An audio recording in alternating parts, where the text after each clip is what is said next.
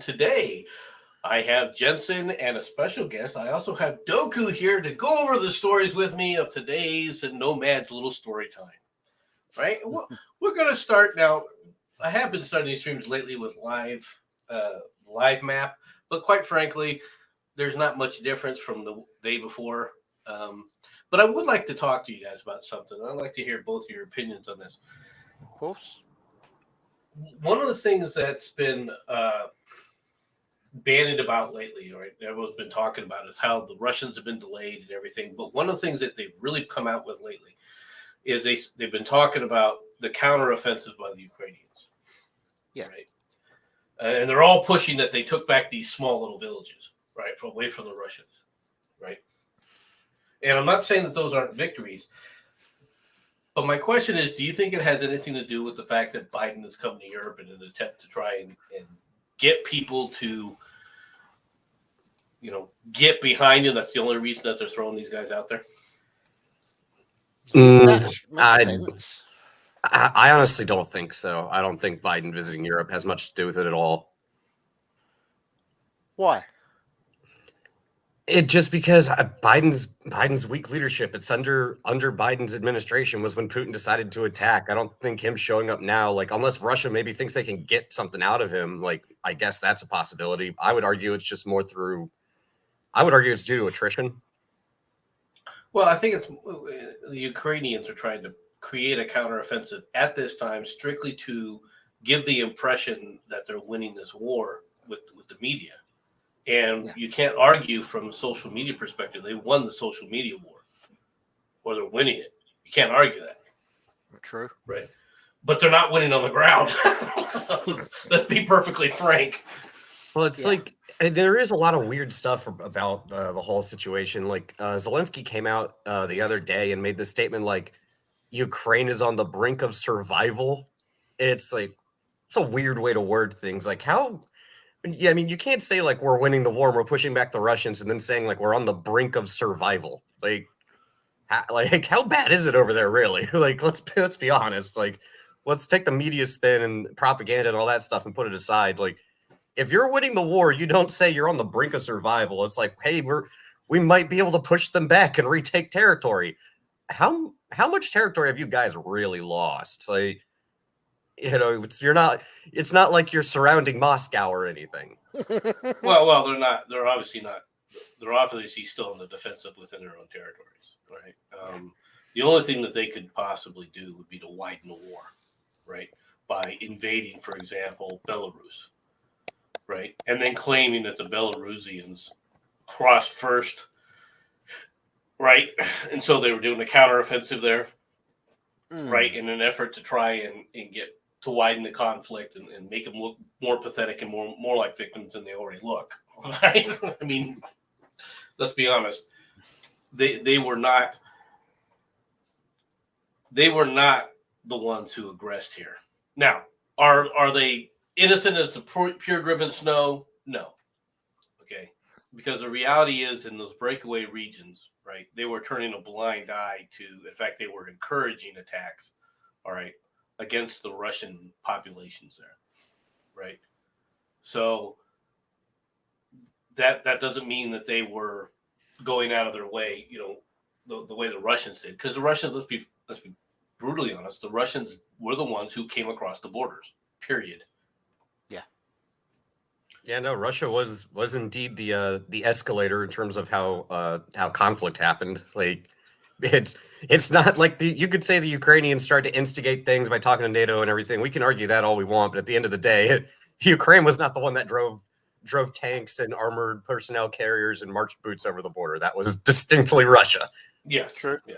I mean, One question for you guys: does this mean that Ukraine is about to be a 51st state of the US?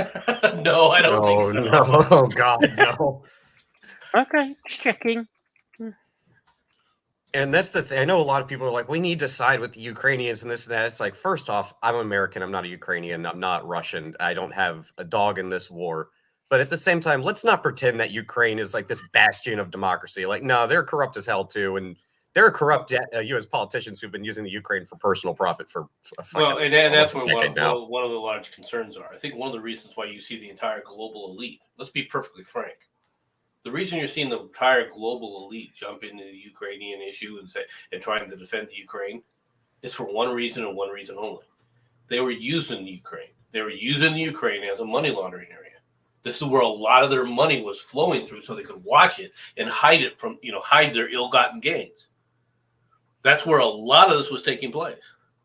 And Doku, I would like to something you said about you not being Russian, etc.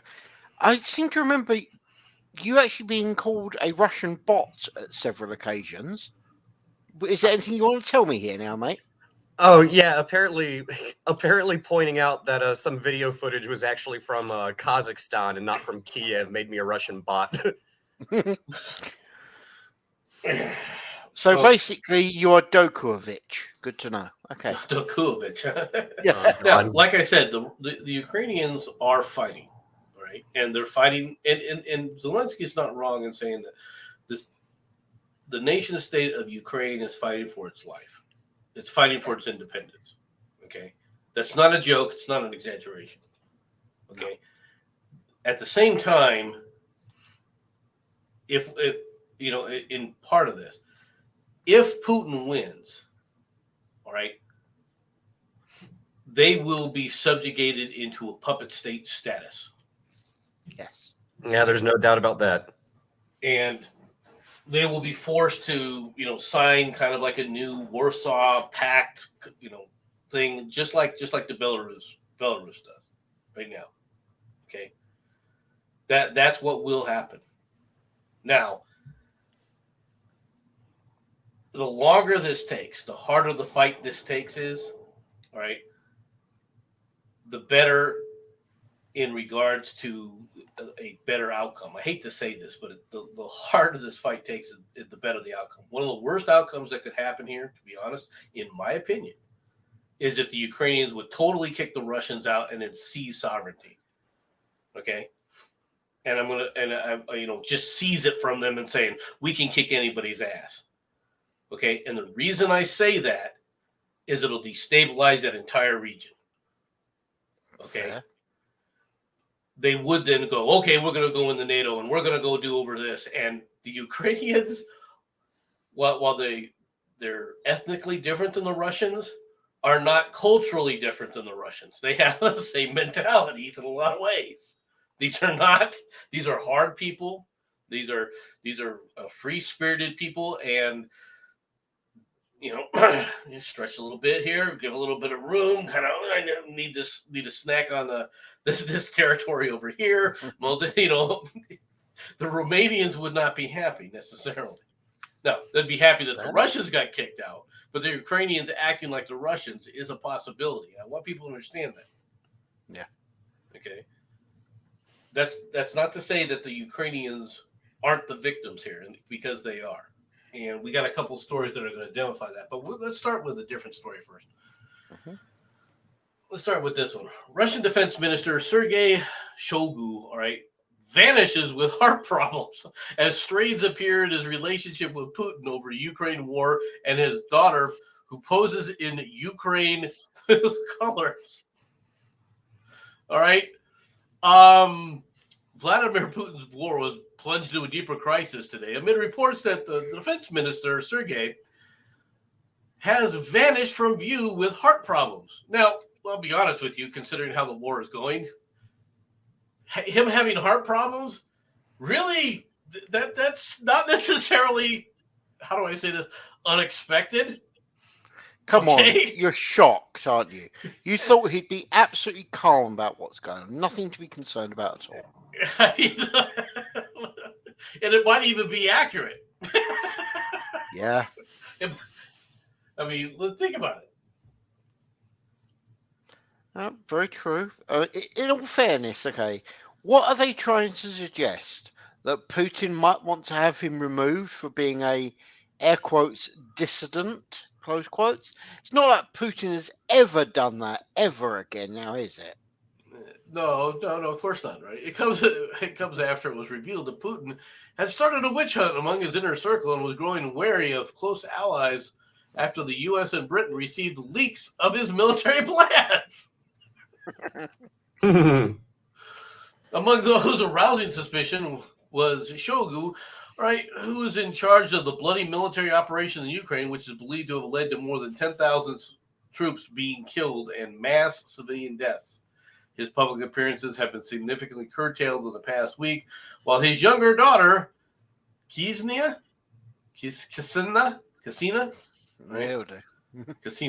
right, 31, was seen posing in Ukrainian colors of blue and yellow.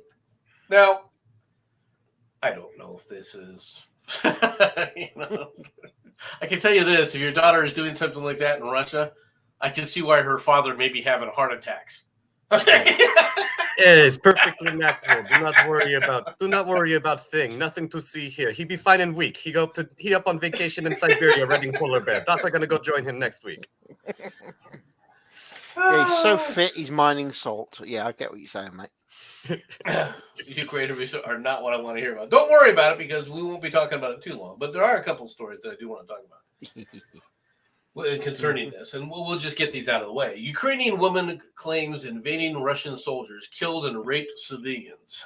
All right, Russian soldiers are shooting innocent civilians and raping locals in a campaign of terror in the Ukrainian city of Irpin. All right, according to a report. Now, this is a suburb, if I'm not mistaken, of Kiev, around the Kiev area. All right. Yeah. Anastasia Tarin, a 30-year-old waitress who escaped Irpin, all right, or Irpin, not trying to butcher the name, described how the invasion by the Russian forces had turned the city into hell. There are plenty of Russian soldiers out there who just shoot people, who enter private homes, and at best just kick people out of their homes. Guarantee that that's happening. Okay? Because when soldiers are looking for cover, right? It comes down to any port in a storm. Yep. Right? And if they're taking it over, they're going to take it over. That's a reality of all militaries.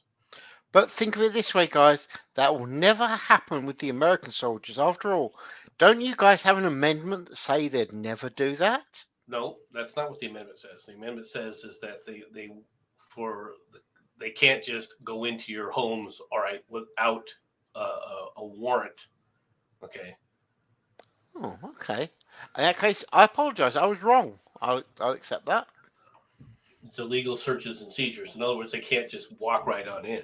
All right. But no, they can, under certain circumstances, come in there and commandeer your house, and commandeer your rooms and things like that. Yes. Okay, cool. See, it's one of the things that people talk about because it was a flashpoint in our history, right? Mm-hmm. With the Revolutionary War with the British, but the British would just come in there, all right, and say we're gonna base our troops in here. It's ours now. No, you can't. The American soldiers can't do that to the American people. Okay. It doesn't say what we can do to the enemy, though. It doesn't preclude the enemy from doing it to the enemy. Understand that. Mm-hmm. All right. You see the difference? Oh, no, I understand the difference. You British were doing it to British folks. Yeah. Until we decided not to be British no more. Well, you're traitors. What can we say? All right. They rape women and the dead. All right. Kinky. And the are dead. just being, and the dead are just being dumped. I'm sorry. Oh, they open the basements where people are hiding and just shoot them. A young woman's harrowing account follows the 27-year-old Svetlana. I'm sorry, Zorina. I'll just call her Zorina, a resident of Kherson, all right, who recently claimed that the occupying troops have sexually assaulted women. They already started to rape our women. That there was information from people that I personally know that a 17-year-old girl, it happened to her, then they killed her, she told CNN. Now, I'm going to be real blunt. Do I believe these stories? The answer to this is, yeah, actually I do. All right. The what you have engaging in here are, they're calling them Russian soldiers, and Jensen said this, and they're being employed as part of the Russians. All right, but the reality are there's a lot of Chechen mercenaries here. And let's Right. be honest, the Chechens have a certain reputation now, don't they? And it's brutal. No, they would never do anything so terrible and unspeakable. Oh, wait. Yeah. The problem with that is they do it to their own people. Yeah. Okay, to them, they're not acting any different than they normally act. But to keep a unit together like Chechens in the United States, you don't keep a unit together and go, we're a part of the United States Army, and we're gonna say we're all Californians. Now we may activate a National Guard, which has a different role, right? But we're not going, okay, let's put these guys at the tip of the spear. Now these are right next to like penal battalions and things like that these guys are using. All right. You can see it happening. And I don't care what Vlad is saying. We know Vlad is using conscript battalions. Yeah. He's using penal battalions, right? You're sending out people that are, for all intents and purposes, murdering thugs to be in civilian life. Yeah. Yeah. I mean, again, it's one of those things where it's like, I've got all these people who are murderers. No, Sean, that's not what the picture was. So I'm just letting you know. But yeah, no, you have all these people who are sitting around not benefiting society in any way, shape, or form. They're all murderers and rapists and rioters and looters and burn shit down anyway. So it's like, okay, let me put you to use. Go to this neighboring enemy country I'm in an open conflict with and go do anything you do otherwise. Here's a gun. Go adhere by your natural instinct, apparently. Go wild, buddy. Yeah. Right. We have two more stories. This is one. Putin discusses Ukraine issues over the throne. Russian President Vladimir Putin on Tuesday held a phone conversation with his French counterpart Emmanuel Macron, right, during which they discussed the situation in Ukraine. A thorough exchange of views on the situation in Ukraine. Yeah, what were you exchanging, Macron? You're telling him how much more weapons you're going to give him? Were you telling Putin how you were going to help him out and give them more weapons to kill Ukrainians with? You backstabbing weasel? I can actually do that entire conversation for you. You ready? Macron turns around to Putin. What are you doing? Putin says, we're doing what we want. Macron says, yeah, okay, I'll be quiet here. Here's my surrender papers.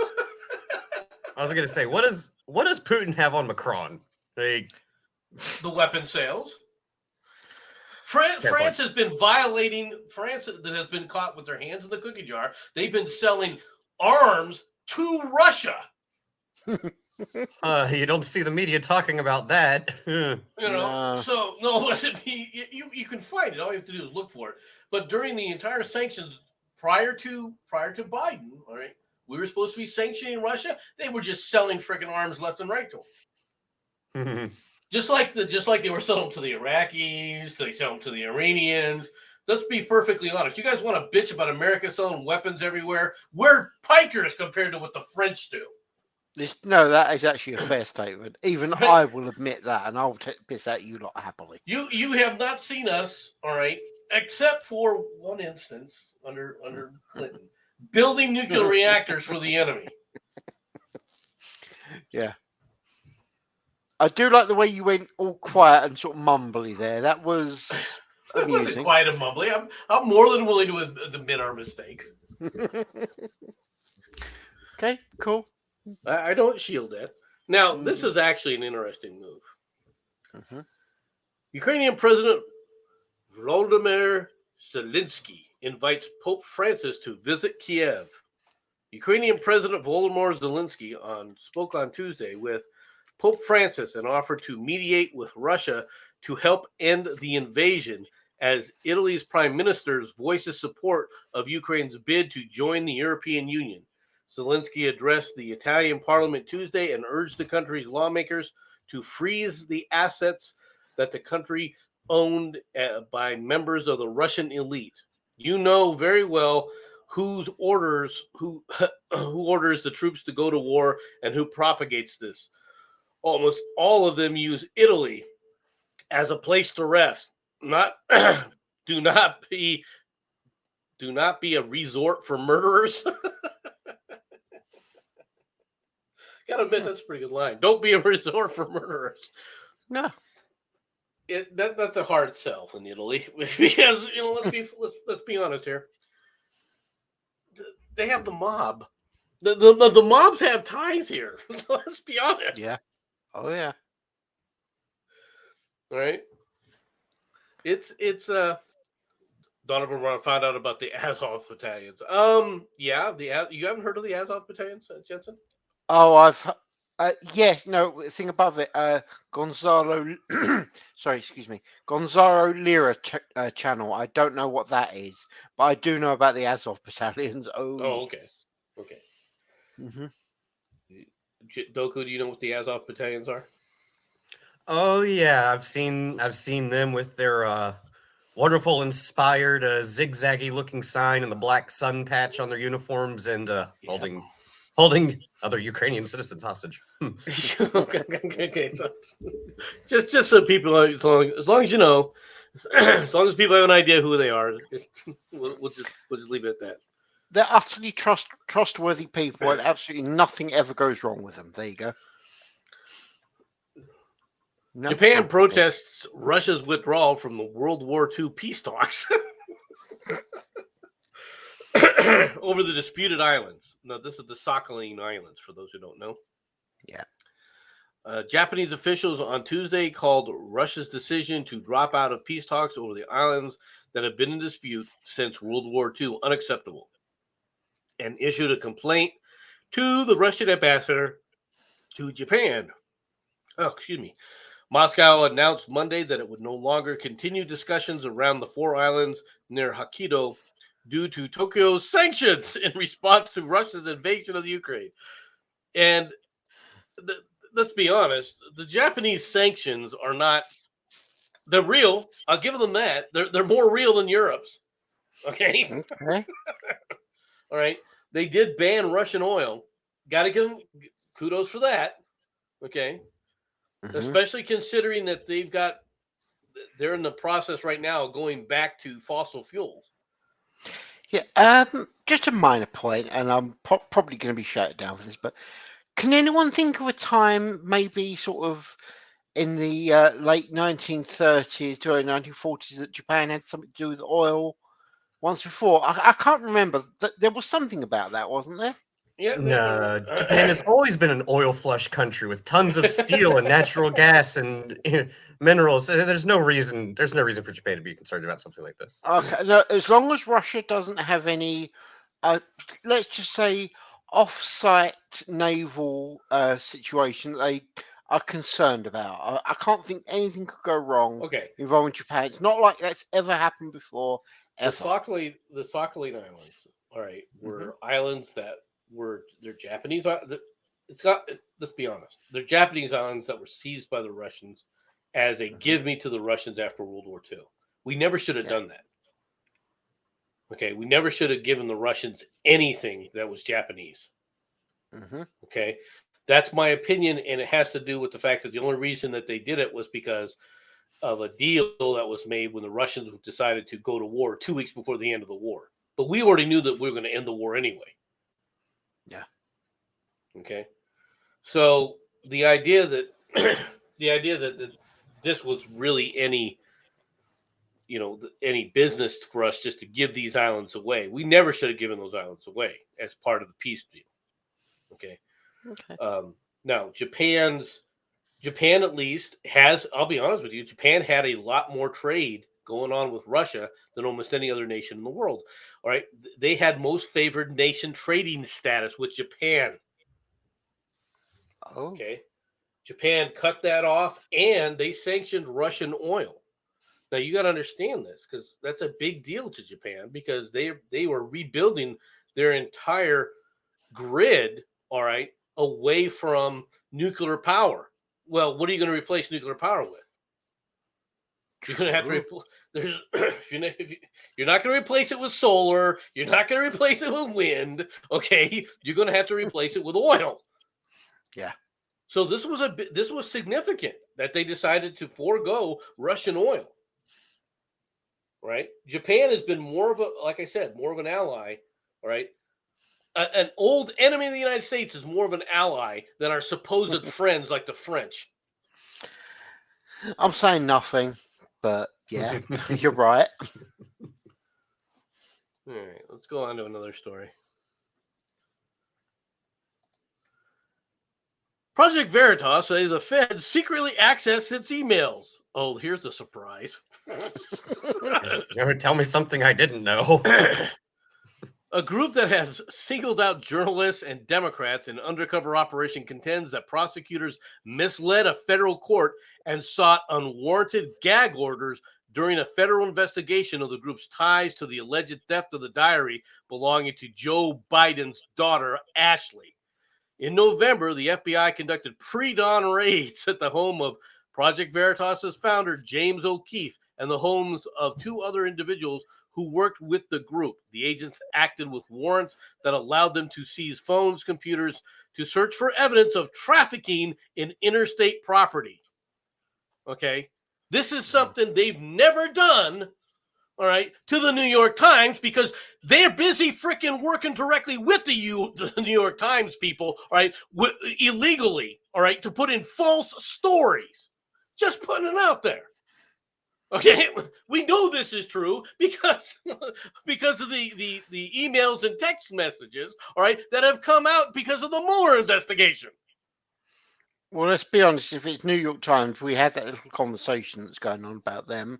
So yeah, they're in their own little world of trouble. Let's be honest. Well, I wish they were in trouble. Why aren't we firing these people? Right. I mean, it's not like any mainstream media outlet would ever hire, I don't know, ex FBI or CIA or NSA directors. No, that'd be a conflict of interest. Oh, wait, never mind. Yeah. The raids generated controversies in some circles because Project Veritas identifies itself as a news organization, and the use of search warrants against journalists and news outlets are extremely rare, right, due to the Justice Department's policies and federal law since 1980 to limit such investigative steps. Because Democrats, they follow the law. All right. Mhm. After the raids, U.S. District Court Judge Annalisa Torres agreed to a request by the group to put in place a special master to review the information on the seized devices to ensure the prosecutors did not get access to emails, text messages, and other records that might be subject to attorney-client privilege or other legal protections. However, in a letter Tuesday to the federal judge overseeing aspects of the probe, Project Veritas's attorneys said they were recently learned that for nearly a year before last November's raids, prosecutors used gag orders to keep quiet other steps taken in the diary probe, including grand jury subpoenas and courts ordered seizures of all of the emails of James O'Keefe and several colleagues to keep in particular accounts over a 3-month span from in 2020. In other words, they lied to the court and they misrepresented what they had been doing. And it's not a surprise, right? It's not a surprise. No. Right? This is what these guys, they are out to try and shut down Project Veritas because they are outing people and the criminal activity by the government. Yeah. And the government is doing more to protect itself than it is the citizens. The FBI right now is doing more to protect itself than it is to go out there and capture criminals for the average citizen. Terrible, isn't it? How many people saw this story? Paul Manafort denied flight to Dubai over revoked passport. Now, I don't know all the particulars of this, but this is quite interesting. Former Donald Trump presidential campaign chair and once convicted felon Paul Manafort was removed from a Miami flight bound for Dubai on March 20th, officials confirmed. Manafort was convicted in a federal court of tax and bank fraud and ordered to serve a term in prison. He was released in May of 2020 and pardoned by Trump before he left office in December of 2020. Officials in the Miami-Dade police confirmed to news, right, that Manafort was denied travel by the Customs and Bureau Protection at Miami International Airport. Police said he could not take the flight and his U.S. passport was revoked. Miami-Dade police stressed they were not involved in the situation and there was no further incident. Okay, now, if because I thought that Paul Manafort was released, right? But I thought Trump had commuted his sentence. Is that accurate, or did he give him a full pardon? I don't actually know. Good question. Do you know, Doku? I have no idea. And there's an important distinction here, right? If he commuted his sentence, then you can still say that Paul Manafort is a convicted felon. If he's been pardoned, all of his rights under the Constitution, all of his constitutional privileges and rights are returned to him automatically. Okay? Yeah. Which then comes back to, what do you mean you revoked his passport? You don't have the authority. Under what grounds are you revoking a U.S. citizen's passport? Fair. Okay? You don't have the authority to do that unless it's part of another investigation, which they claim to hint at. Oh, he could have classified information with Russia. That was the reasoning, right? We're back to well, he had ties to Russia. He had ties to the Russian intelligence. You know, he could have been. Don't get me wrong. I can see why if that's what you're doing, but those investigations aren't going on that we know of, right? No. Plus, of course, let's be honest, they're going to use the term ties to Russia, even though I put it honestly, I don't think unless you could have actually got photos of him and Putin in bed, it's actually going to hold any water whatsoever. It's been going on. The whole ties to Russia thing been going on for so long that they are going to need incontrovertible proof before people even register it, or at least people that matter. Paul Manafort is not a good guy. Okay, I'm not saying that he is. Right? He's a sleaze. He's a sleazy dirtbag. All right.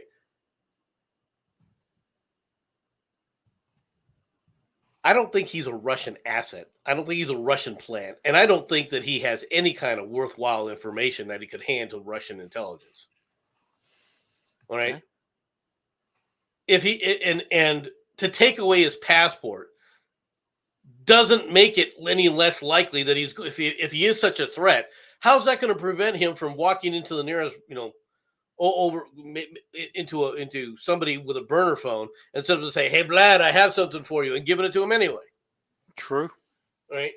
So these kind of statements are it makes me think that what this is we're just going to do this just to harass the man.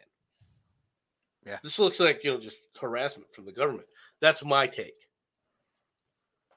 I see the logic. Yeah. I was just trying to look up to see if there's anything significant that would tie Manafort or suggest that Manafort has any legitimate reason to be considered a Russian asset. And I can't find squat. Well, all right. There are ties that he's had with Russian businesses. Right. That's a fact. Right. Just like Trump has had ties, there are ties that they have with doing business worldwide. When you're an international company, okay, you're going to have ties. And there was a time period where everybody wanted to do business in Russia. Right. You're going to have ties to that. And yes, you were going to be looked at by the Russian intelligence services, the FSB, which took over for the KGB. It hasn't changed a whole lot. Okay. Right. It's just that, Putin decided to rename it. That's really what it came down to. Yeah. We'll just change the letter. It's still Security Bureau. I'm surprised it isn't VSB, Vlad Security Bureau. All right. If you want the truth of it. Right. Yeah. Man hid his true identity for decades until getting a COVID shot outed him, feds say. You're going to love this. A Tennessee man was using a different name for decades. No one knew his true identity, not even his girlfriend of 30 years, the mother of their 3 children. That was until one small detail led law enforcement to reveal his real identity, his COVID-19 vaccine.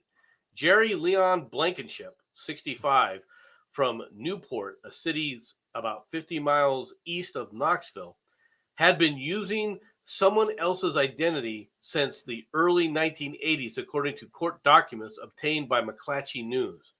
Cameron Kluman, Blankenship's defense attorney, did not immediately respond to a request for comment.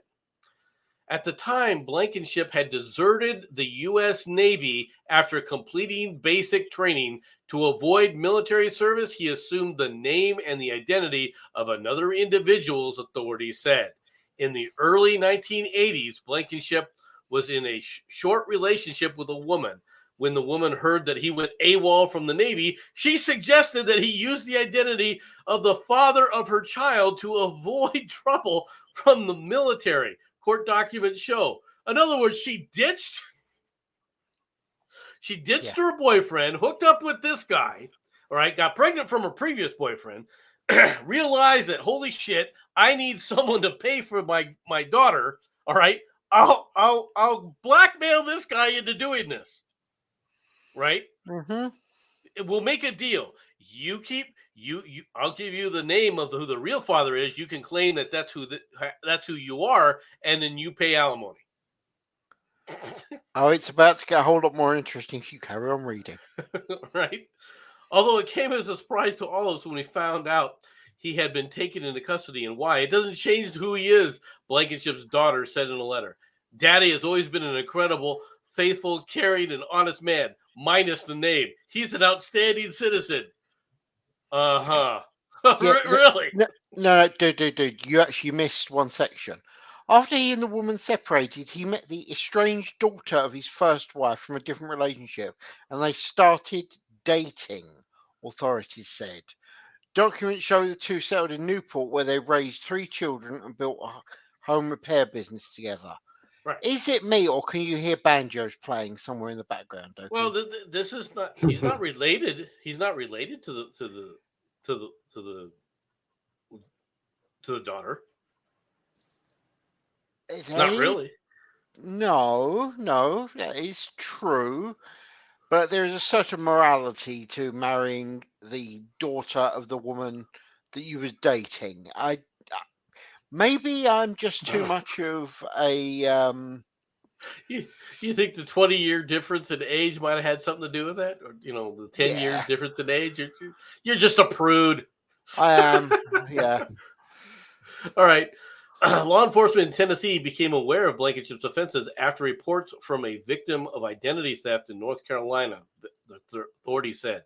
The man reported that he had been plagued with identity theft issues for the last 20 years and couldn't get it fixed.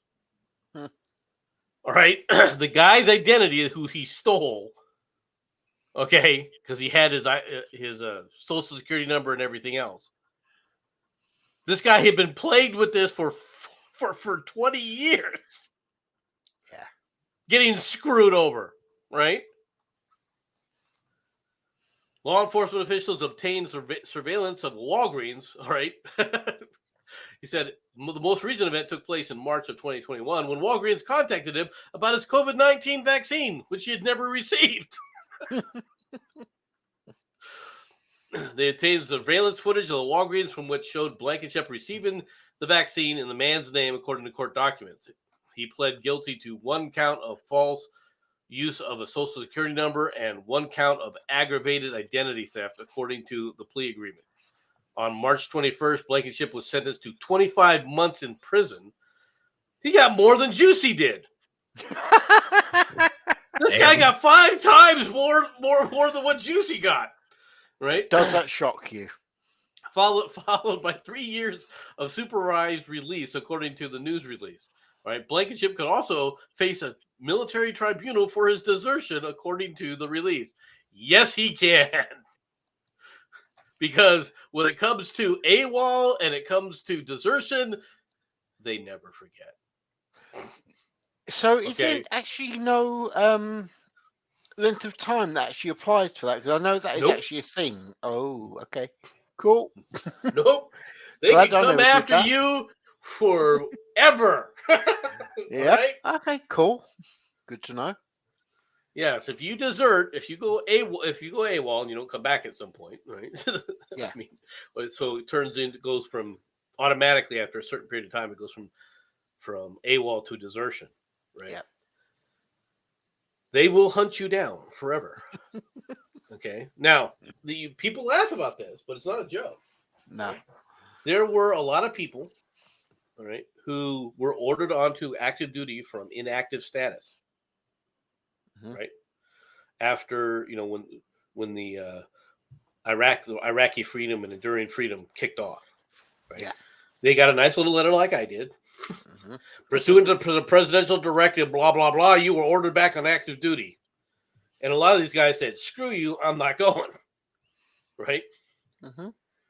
Well, those people, you may have thought you gotten away with it. But if you ever get picked up for a traffic ticket, if you ever have an interaction with the police, okay, you were going down. And I know that this has happened. Now, the reality is most of those people were just given discharges immediately afterwards, right? But so they didn't really do anything to them. I think they should have thrown the book at them, but that's just me. Fair. Let's see if Sharadi's going to miss her story if she just bounced in and left. Yeah, she's done that a few times now. And that is all, and then just disappears. I'm a bit concerned, I've got to say. It's her own fault. Mm-hmm. All right. A 4-year-old girl abandoned by smugglers found alone by a Texas river, because that's a safe place to hide a child. Right? A 4-year-old girl abandoned by migrant smugglers has been rescued by the U.S. border agents after she was found sitting alone in a riverbank in Texas. The little girl was found on the bank of the Rio Grande River, Customs and Border Protection said on Tuesday. The Border Patrol said she had been carried across the U.S. border by a smuggler and then left alone. Her parents were nowhere to be found. Now, anybody who thinks, okay, we need to give her back to her parents, no. Okay? No.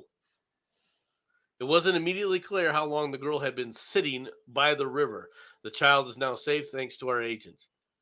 No. It comes just weeks after another 4-year-old Nicaraguan child died when her mother accidentally dropped her while trying to cross the Rio Grande River. That's a little different. Well, sorry, not just the death part, right? Because at least the mother is trying to carry her child. She's trying to care for her child and failed. Not the smartest thing in the world to do. Okay. Don't get me wrong. I'm not saying that the woman is a mother of the year or anything, right? But this is still continuing, and the reason for it is because we're not allowed to put a freaking border wall up. Yep. It's unfortunate, right? But at this point in time, they should take this child somewhere, put her in a foster home, and see who's going to adopt her and give her to a loving adopted family. I would not send her back. I would naturalize her and everything else to make sure that she's a naturalized citizen, right? And I would not give her back. Because you can't give these people. I don't care what the relatives say. Meemaw and the rest of the grandpa and the uncles and everything. You guys got to step up and prevent this kind of shit from happening, in my opinion. Yeah. You don't deserve to have your child back because you just don't. Maybe I'm being harsh. Am I being harsh, Coco? Am I wrong about this? No, I'm actually in agreement with what you said. Like, don't send her back. Find someone to adopt her here, and again, put up a border wall because we clearly don't have enough ICE agents. But yeah, the biological parents clearly don't care enough about the child to how should I say, in good faith, believe that they're not going to pull this type of thing again or like actually take care of her. Like, yeah. This is one of the things that drives me crazy. If you want to talk about neglect is not leaving your child in the front yard playing around, right? No. Neglect is when you drop your kid off and give them to smugglers. And let's be perfectly frank here. We've had enough bad things happen to small children with these smugglers already. Oh, yeah. And even if they just bring her into the country, a lot of times what she's sold into the slavery trade. Let's be perfectly frank. I hate to put it to people, but I know people won't want to hear this. But in the United States right now, there's a slavery ring going on. It's illegal as hell, don't get me wrong. But these people are being marketed, all right, and being sold as slaves and treated like slaves in this country. And if you're all upset about slavery, then you should be death on this, not encouraging it to happen. I remember there was a news story that came out in my local area about 3 or 4 years ago, and it was a Middle Eastern family, like an older Middle Eastern family. I forget exactly where. I want to say like either they were Saudi or Pakistani. I forget which, but there was a 17 or 19-year-old girl that came over here from the Middle East, and it was under the guise of like, we'll foster you and you can go to American school, you can go to college, this and that. And they ended up keeping her locked in the house as basically a live-in maid for like 20 years. Like she didn't actually get found out. Like no one knew she even existed until she was like 37 years old. Something crazy like that. Yeah. I can't really say much. I mean, we just turn to Rotherham and we realise exactly how bad things are over here. So all of us have absolute shit show when it comes to this, and something does need to be done. And no, I'm not calling. I'm not calling to action. I'm just suggesting, in my opinion, these people need to be taken out the back and set fire to. In my opinion. So you're saying you want a Prince Andrew roast? I am actually totally okay with ramming a flamethrower up his ass and firing it until it comes out the top. Now, I'll be honest with you. I'm not sure what Prince Andrew was doing or thinking or anything else, right? I don't think but the problem is he didn't care. No. Right? That's the real problem. So that's how you get into these troubles. You're a gentleman in your 40s or 50s and you're trying to say, I'm still a player. No, you're not a player, dumbass. You might be rich, and yeah, sure, women will throw themselves at you, but that doesn't make it right. Right? Even if they're of age, right? If they're of age, and if they're underage, that's another can of worms. Okay. If you're a 40-something-year-old man and you're running around grooming 15-year-old girls, somebody shoots you in the head, like the parent shoots you in the head. Justifiable homicide. Just put it out there. Yeah. Hey, play stupid games. Right. Now, this is an interesting story. South Dakota hotel staff quit in protest after the owner bans Native Americans. Oh, that's an interesting turn of events. Okay, a South Dakota hotel owner said she was banning all Native Americans after a shooting in one of the rooms, sparking such outrage that her entire bar staff quit in protest, according to reports.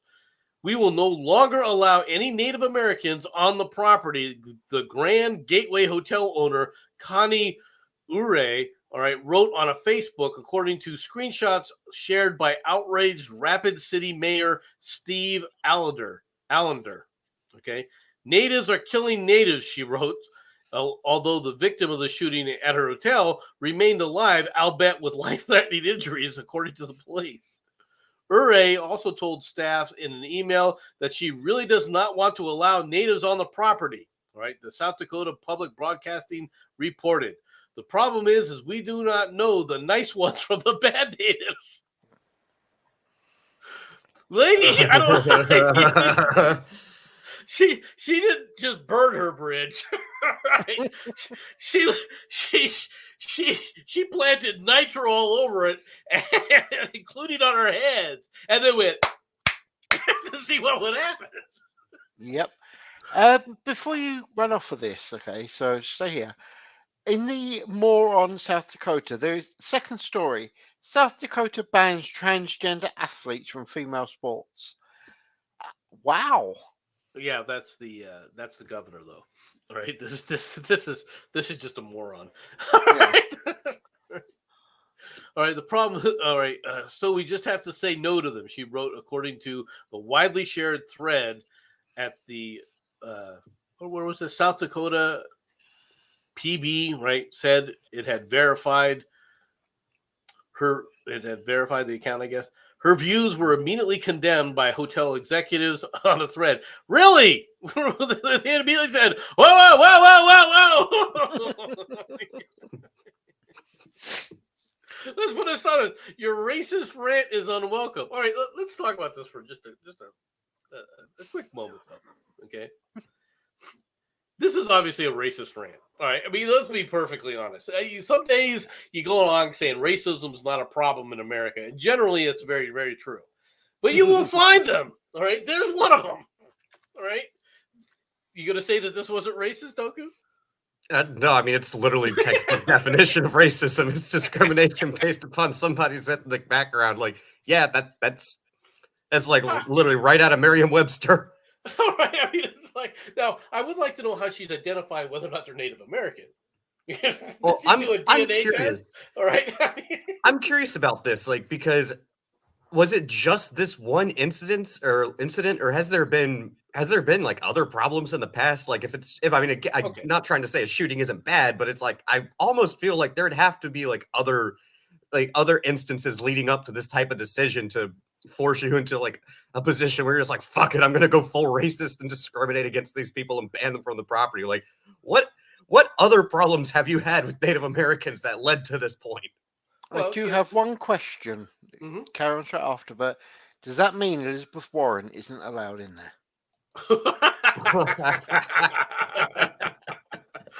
No, if she was thinking about banning Elizabeth Warren, I might have to agree with her. Let's be honest here. If this is an issue with Elizabeth Warren being on the table, I mean, that's like, okay. If you're going to tell Pocahontas can't come here, that's okay. Right? I mean, let's be perfectly frank here. There's issues, right? But this was obviously, I mean, come on, let's be honest. This is obviously a very, very racist rant.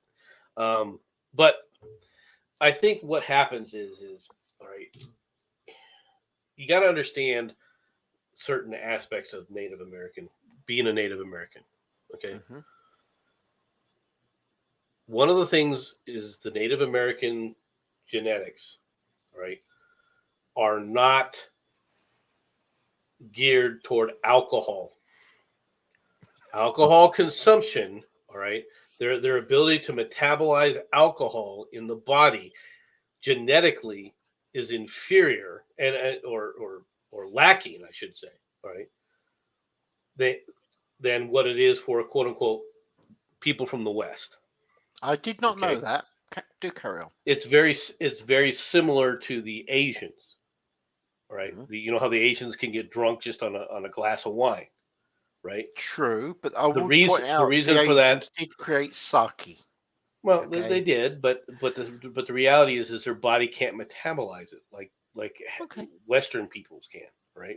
So it stays in the system. So the ability to get drunk, they get drunk quickly and fast. And let's be honest, when you got a bunch of drunk people, you're not going to get the best outcome.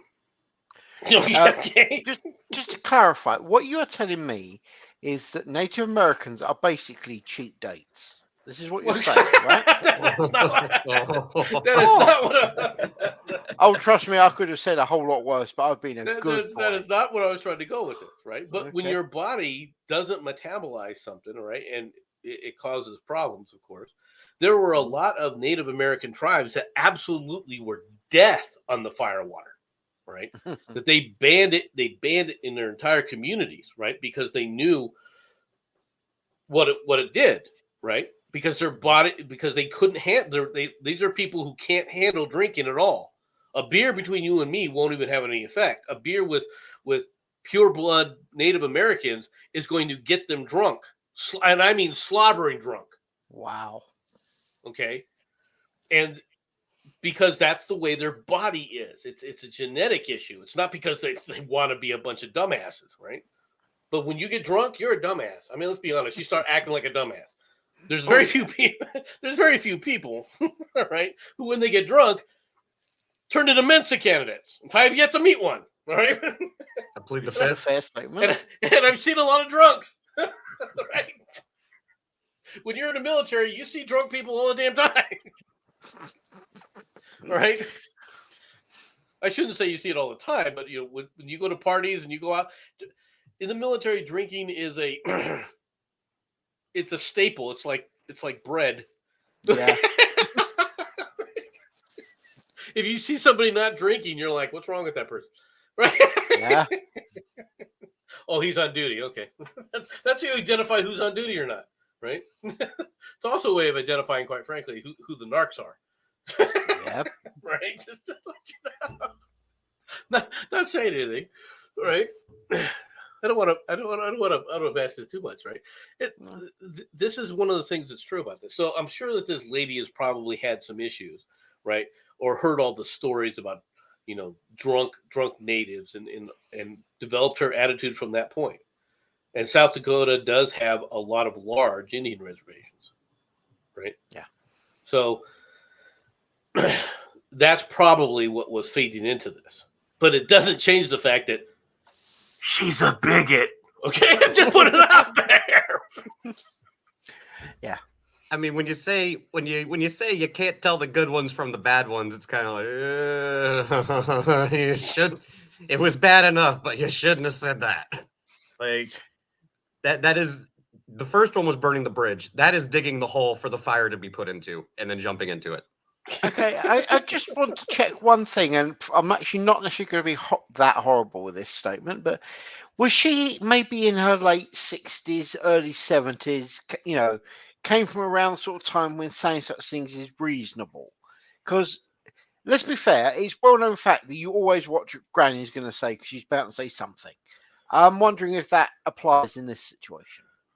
Perhaps, but even then, Granny running a business, Granny should have known better. All right. Oh, I'm not excusing her. I am merely inquiring. Now, I'll be honest. It kind of sounds like from the way that hotel that they took a picture of and things looks. Let's be perfectly frank.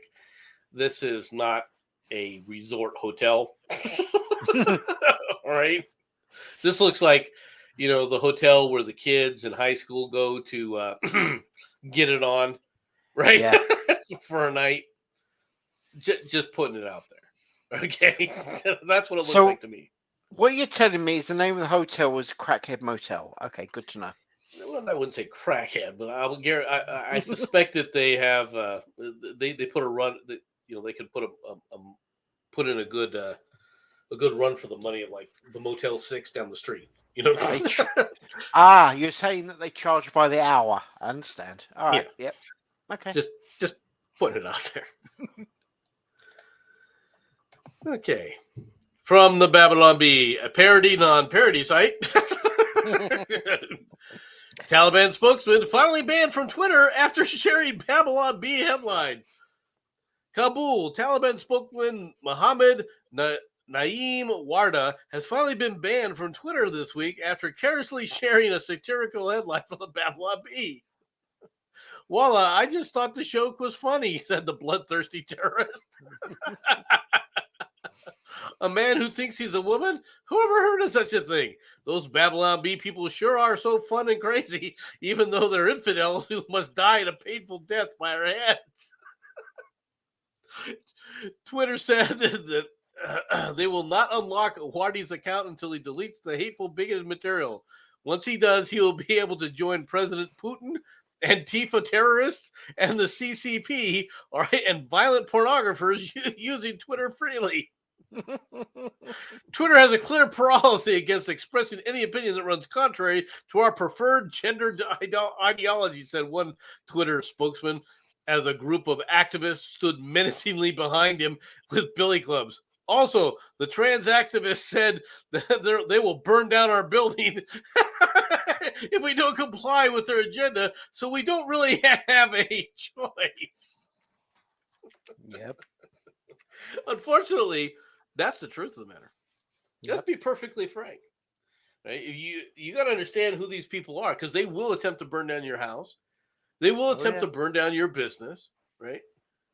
This is why these large corporations constantly sit up there and go and then roll over, like what happened with Home Depot. Home Depot put out a thing. I will never go to Home Depot again.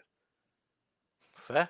Right? Anybody, and I won't. I'm going to be real blunt with you. They are now on the okay. You want to sit up there and put out such ridiculous, anti-American, anti-human material. All right, in fact, just to curry favor with these leftist lunatics. Right? It isn't inclusive. It's exclusive. What you're saying is don't include people like me. You're going to put out a thing that sits up there and says, well, you got to check your white privilege. You got to check the fact that you're a heterosexual. You got to check your fact that you're cisgender, all right, and that you're male. Go F yourselves. If that's what you're going to put out to promote diversity, Home Depot, I don't want to have anything to do with your business, and you obviously don't want anything to do with me. Now, I've been a pretty loyal customer. Not no more. Yeah. Not no more. I will not go to Home Depot anymore. I don't blame you. I wouldn't either. Right? It doesn't matter to me, okay, if you avoid politics, if somebody sits up there and says, hey, you gave money to X, Y, and Z politician, I'll ignore that. Because you get a choice, who you want to vote for in your politician, that's fine. But you want to go the next step and start putting out crap like that to try and push this kind of agenda shit? No. Now you've crossed the line. You were already skirting it, all right, with your monetary support. But when you step over a line as a corporation to sit up there and put out this kind of identity nonsense, trying to, which all that does is create a further hatred and divide in the country. It doesn't make things nicer. It doesn't make things easier for everybody. It doesn't make it so that you get along now with people. All it does is further enrage and further divide the country. I don't want to have anything to do with you. I mean, let's be honest. They'll try to call it identity politics or racial studies or gender studies or this that. But let's be blunt. What it really is, it's fucking discrimination. Like they'll try to put whatever name that makes it sound like it's something legitimate. It's like no, it's discrimination, plain and simple. And I refuse to support anybody that engages in it. I mean, it is what it is, right? So. Now, just like this place, do you think I would ever, this hotel, let's assume that this hotel is like, instead of, the Sleaze Bag One, right? The name of the hotel was something like Grand Hyatt, right? Or Bel Air, right? Like a really high-end resort. If I had somebody like this running it and owning it, I wouldn't go to it. No. Right? Because you stepped over the line. You stepped, I don't care if it's Native Americans. I don't care about Native Americans from the standpoint of any more than I care about any other American, right? I'll be honest with you. But they're still Americans. And if you're going to come out and say that I'm a bigot, why should I sit up there and patronize your establishment? Yeah. Right? If you want to avoid politics, then you have to avoid politics by just sitting there doing what you're doing. And when people come up and go, hey, you got to do this, or hey, you didn't say this hard enough, you tell people to go F themselves. Yep. That has nothing to do with this business. And you refer to them. Hey, why did you do that? That has nothing to do with business.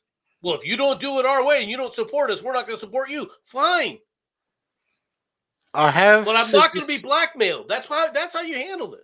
Yeah, I have said this before, and I know Doku's heard it, but there are 3 magic words to deal with all of the ists and phobes. Would you like to know the magic words? I don't care. That's it. It deals with everything, and all of their arguments fall to pieces. You're a racist. I don't care. You're a homophobe. Don't care. That's it. They're ruined. Everything they try to do, all they can do is get violent. And the moment violence is involved, well, yeah. I'm afraid for my life, officer. That's all you ever need to remember to say. They're out to get me. Bang, bang. They kept coming. I told them to stop. Exactly. That's not a surprise that this clown is pictured. U.S. lawmakers push for global food aid funding as UN warns of famine. Really? Right? The United States must increase food aid to prevent millions of people from starving as Russia's invasion of the Ukraine threatens global grain supplies. Really? We must do it? You know, I was Really? trying to, The United States must do this. Go F yourselves! you know, I actually I said something on Twitter a couple of days ago, warning people to expect food prices to increase anywhere between 20 and 70% because two of the largest grain producing countries in the world are locked in conflict. That would be Russia and Ukraine. And also, they're two of the largest exporters of fertilizer. And grain isn't used for just baking bread. It's also used as feed. Yep. So the price of meat's going to be going up too. Don't think you're just going to be able to go buy chicken eggs for the same prices unless the farm exclusively feed them exactly worms. right. Congress passed the $13 billion in aid for Ukraine on March 9th, but $2.65 billion earmarked in a package for food and other humanitarian aid does not go far enough to address food shortages, the senators say. Go F yourselves, members of the U.S. Senate Bipartisan Hunger Caucus. I want to know who's all on this. Obviously, Cory Booker is Mr. Marxism himself. Okay? This clown. You know what, Cory? You know what? Why don't you just hop on up on your tractor, all right, and go sit up there and go plow up some land, all right? Grow some corn, grow some wheat, go out there and do some real freaking work, all right? And then give it away. Dude, at least you didn't tell him to go and grow some cotton. You can get your friend down the road with his farm. You know, John Stewart, right? And you can go out there and feed the world, except he's trying to save the cows. My mistake. Mm-hmm. So this is from frac.org talking about hunger and poverty in America. According to their 2020 research, over 38 million Americans lived in households that struggled against food insecurity or lack of access to affordable, nutritious diet, which is 11.8% of the population. Maybe we should start worrying about feeding them, you know, just a thought. Yeah, take care of Americans first. I hear you, but at the same time, what's the weight of those people? That's a good question. They don't, you know, I didn't think of that. They don't actually give the statistics. It would be interesting for all these people if they mark down what the average weight is of those people in comparison to the average weight of Americans as a whole. Because you would think that it would be significantly less, right? The kind of underfed kind of people, right? Logic does dictate that, yes. My guess is that as they went through those numbers, they would find that there were that it probably wouldn't be any different than the average American. Just stating it out there. Now, a lot of these people, let's be honest, are homeless, and they're homeless because they're too busy drinking themselves or getting high, or they're drug addicts.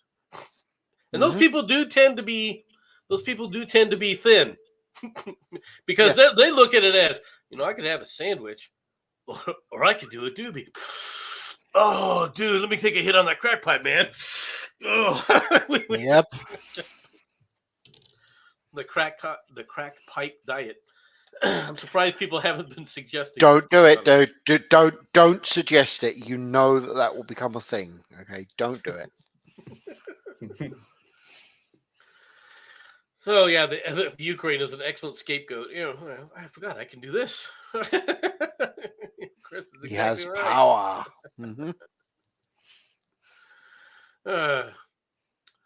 But you know, if there's real racism, if there's really things that talk out there, I'm not going to shy away from it. That's the thing that gets me about people. People think that you know, oh, you're just one-sided in your issues. Well, no, I'm not. Anyway, off to this, Sherarty.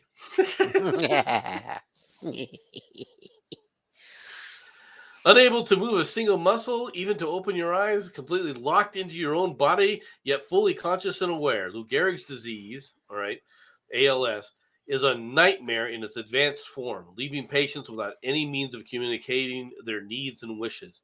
But a new brain implant has allowed a 34-year-old locked in ALS patient, right, to regain his ability to communicate with his family and doctors.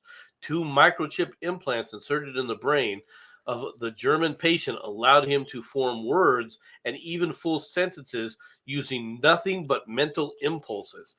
It shows that you can write sentences with the brain, even if you are completely paralyzed without any eye movement or other muscles to communicate. The lead researcher at the Niels Beerbaumer, all right, HE, or said lead researcher Niels Birnbaumer, HE, director of the Institute of Medical Psychology and Behavioral Neurobiology at the University of Tübingen in Germany. The new brain interface will allow a completely locked in patient to say whatever they want, unless they say something racist, in which case we're going to ban them. I can't have my chips going into a racist. It's sad, but it's true. You know that that's what they'll do. You know that that's what's coming. It's the ultimate way to silence somebody all of a sudden now, isn't it? I wonder if it would help Alzheimer's people, to be honest. Right? This new brain-computer interface will allow a completely locked-in patient to say whatever they want. The patient was diagnosed in August of 2015 with fast-progressing form of ALS. The study's authors said in the background note. Now, for those who don't know, for you Brits especially, Lou Gehrig's disease, all right, is it's a horrible disease, right? Yeah. And it's very much well known because of Lou Gehrig. Right? Lou Gehrig was a baseball player for the New York Yankees in the heyday of the New York Yankees. Okay. Phenomenal baseball player. Right? Really, really a phenomenal baseball player. And his career was cut short because of Lou Gehrig's disease. Yeah. And he gave a tear-jerking speech to the fans when he left. That was just absolutely outrageous. All right. Well, I shouldn't say outrageous, but I mean, it brought the house down, right? Yeah. And rightly so. Okay.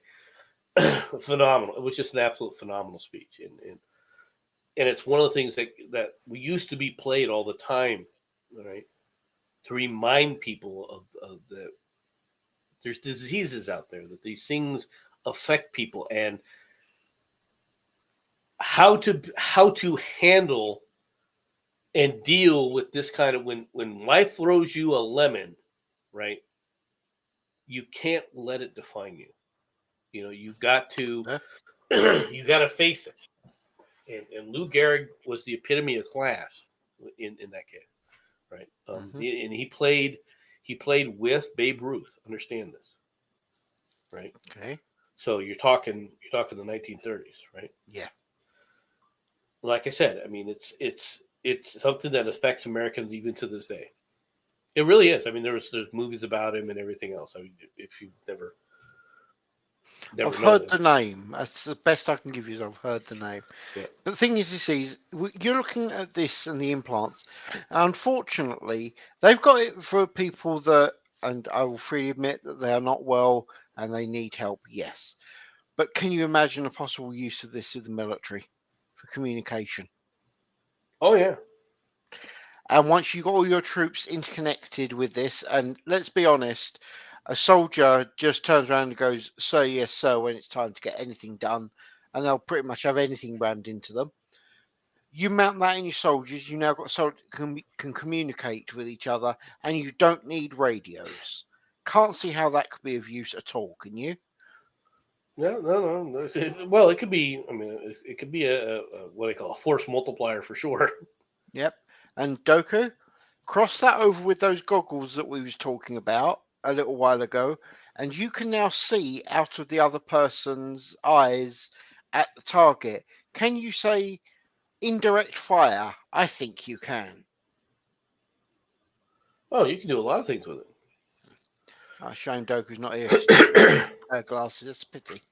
No, I mean, but there's a lot of capabilities that something like this would be quite useful for. It also puts you in a situation though where you're talking about the hive mind. Yep. Right. Will that lead into a hive mind kind of mentality? Right. Communications between people, enhancing communications between people is fine. as long as it's left at that. It's the controlling aspect that becomes problematic. Yeah. They make good soldiers. That's what I'm saying. It would make them efficient. Right? Is it bad that I automatically went straight to the use in the military? You notice this? It's a concept. Let's put it that way. Yeah. It's a concept, right? Let's go on to the next story, shall we? Okay. This is how you treat your this. All right, let's get into this. Cops, boy 9 dimed mother out for drinking and driving. A drinking and driving suspect who told Florida cops that she had not consumed alcohol was contradicted by her 9-year-old son, who declared from the car's backseat, "Mom, you can't lie to the police. You did drink." Now, this mom may not be mom of the year because she freaking, endangered her old kid by drinking and driving with her child in the seat. But she did raise the kid to be honest. You got to give her credit for that. Oh, yeah.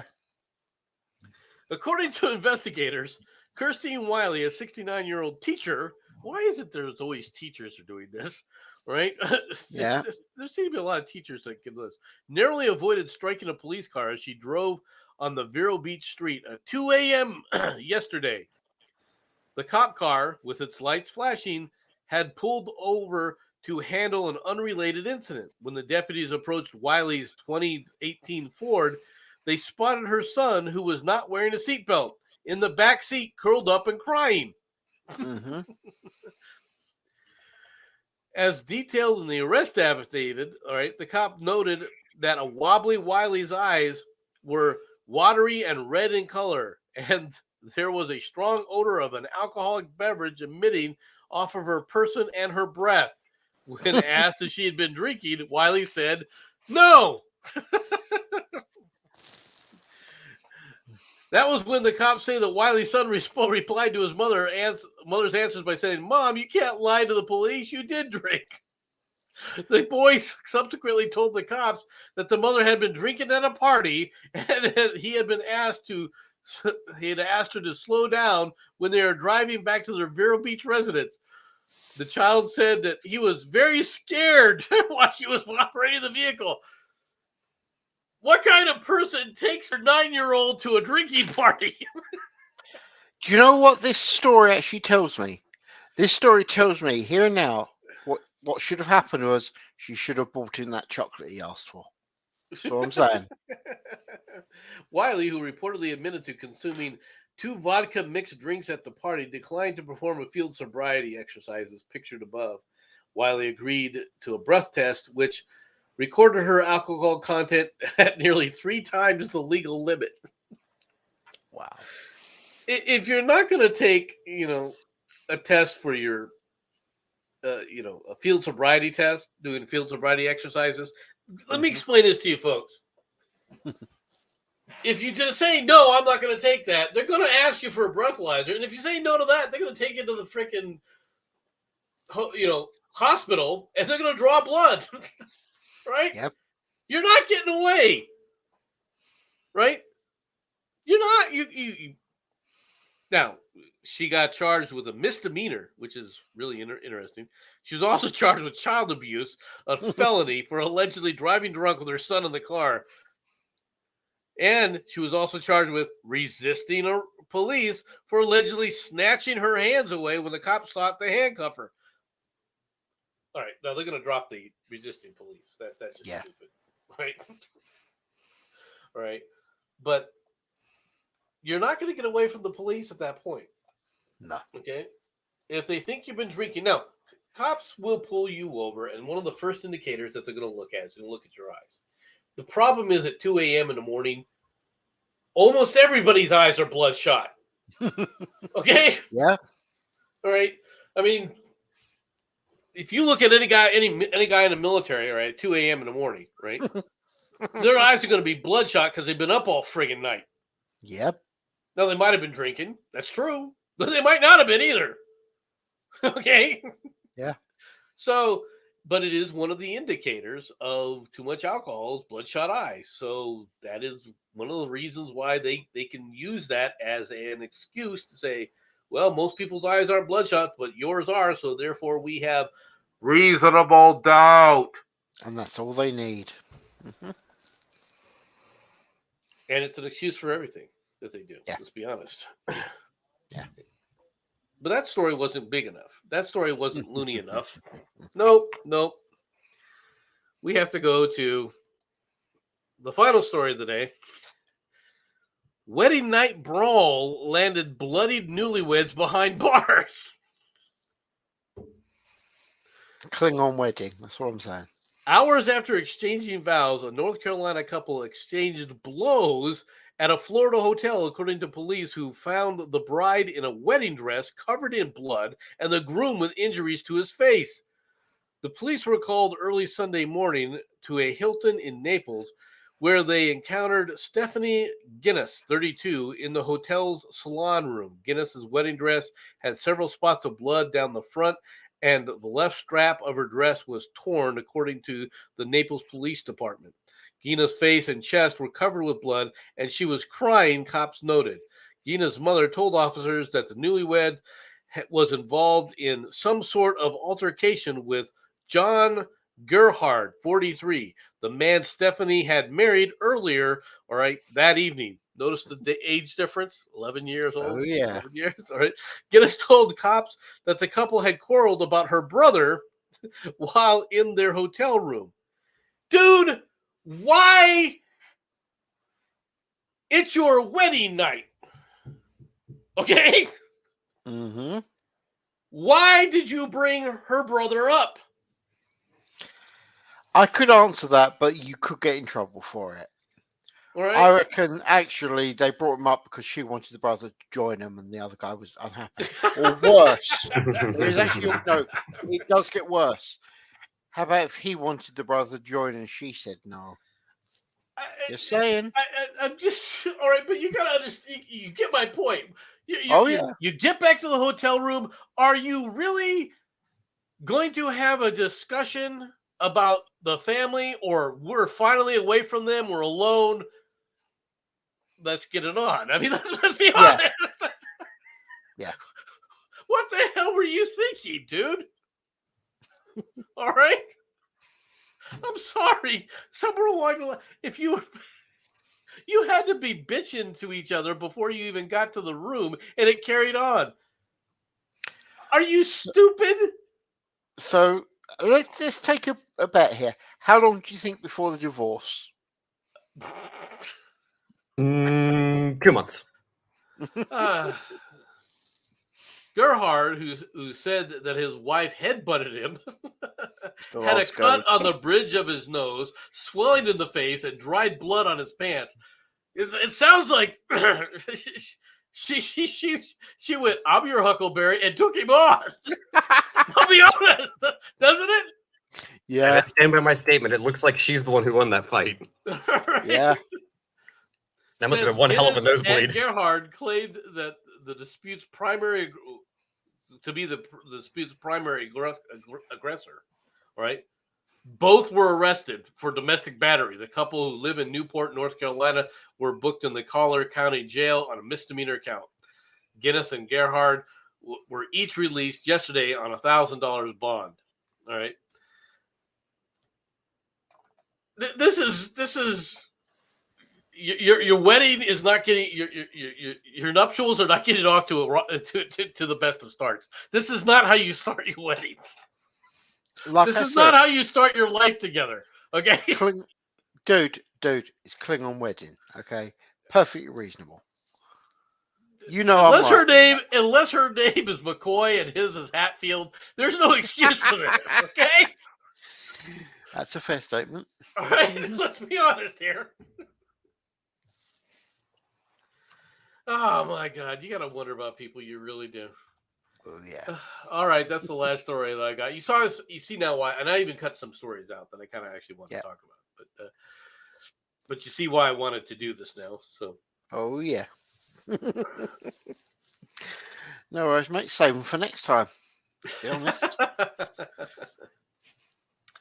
Yeah, well, I mean, it's just some of them are stories that they were just kind of interest stories for me for the most part. Yeah. Like the NASA one with the Mars rovers and stuff, right? Yeah. The thing that I wanted to do about that story is they dropped this probe, all right, and this probe then had the little helicopter. You know, you've been talking about the helicopter. Yeah. And they fly the helicopter up to try and find the best route for the rover to take, right? Mm-hmm. That's all kind of cool, all right? Now, there's another spacecraft above that that's been orbiting and taking pictures, right? Okay. Well, that one has been following the Chinese rover on Mars. Ah. and they were talking about how it had taken pictures of the Chinese rover and identified what it had been trying to look at. You're gonna look at the Chinese rover. You guys have nothing better to do than go find the Chinese. Do you think that the Chinese are going to land on Mars sometime soon? Is that what you're worried about? They're just concerned in case there's a Chinese Martian invasion. That's all it is. the rover had traveled 0.9 miles. Okay. Right? It hadn't even traveled a mile yet. These guys are tracking where it's going, and they can see its tread in the ground. Man, you guys are bored. Yep. These people in NASA are freaking bored. Oh, God. And we pay these people hundreds of thousands of dollars a year. And there's only one question you need to ask now, and that is this: why? You got to talk to Elon. maybe Elon knows. I don't know. All right, everybody. I hope you all had a good time. I'll talk to you all later. Bye-bye, everybody.